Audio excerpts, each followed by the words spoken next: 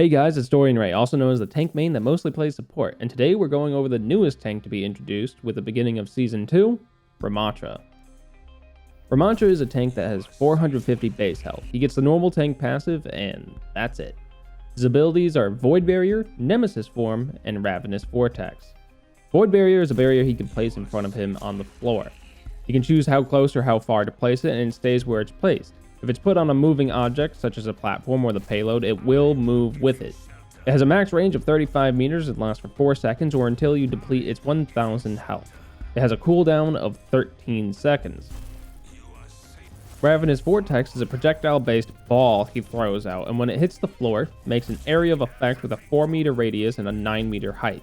While an enemy is in that vortex, they are pulled to the ground and slowed by 40%. It lasts for 3 seconds and deals 15 damage per second. It has a cooldown of 12 seconds. Nemesis Form is an ability that changes how he is played. Along with giving you 225 armor and granting a 20% speed buff, it replaces your primary fire with Pummel and replaces Void Barrier with Block. It has an 8-second cooldown, and the cooldown starts when the transformation ends.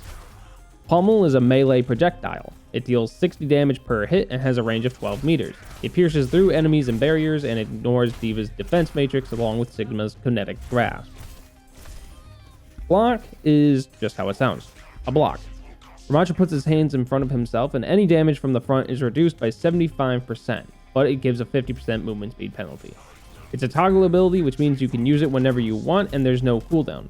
It reduces damage of AoE abilities as well, but not stick abilities like Tracer Bombs.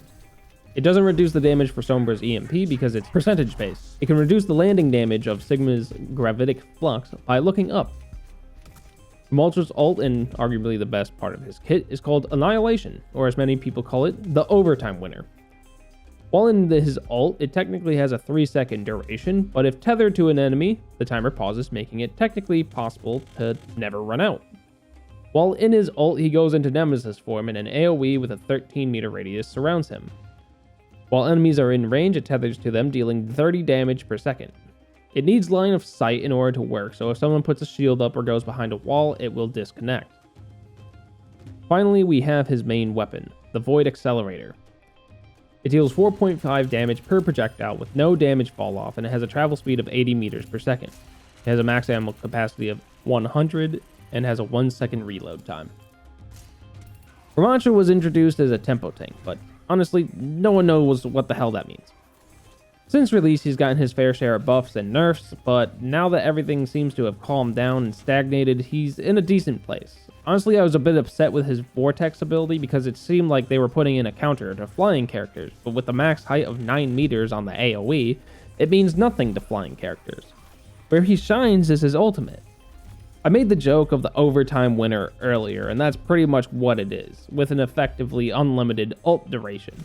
Most of the time, Ramattra swaps from being defensive to offensive based on what form he's in. He's definitely a tank that needs a support shoved up his ass for him to be truly effective, since as soon as you enter Nemesis Form, you become a huge target. Most of the time, if you're ulting as Ramattra, there are 2 options for the enemy team. Kill you or run away, and most of the time they take the kill you option.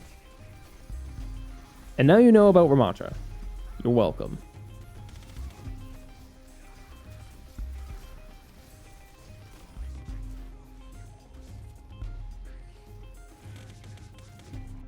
Thanks for watching.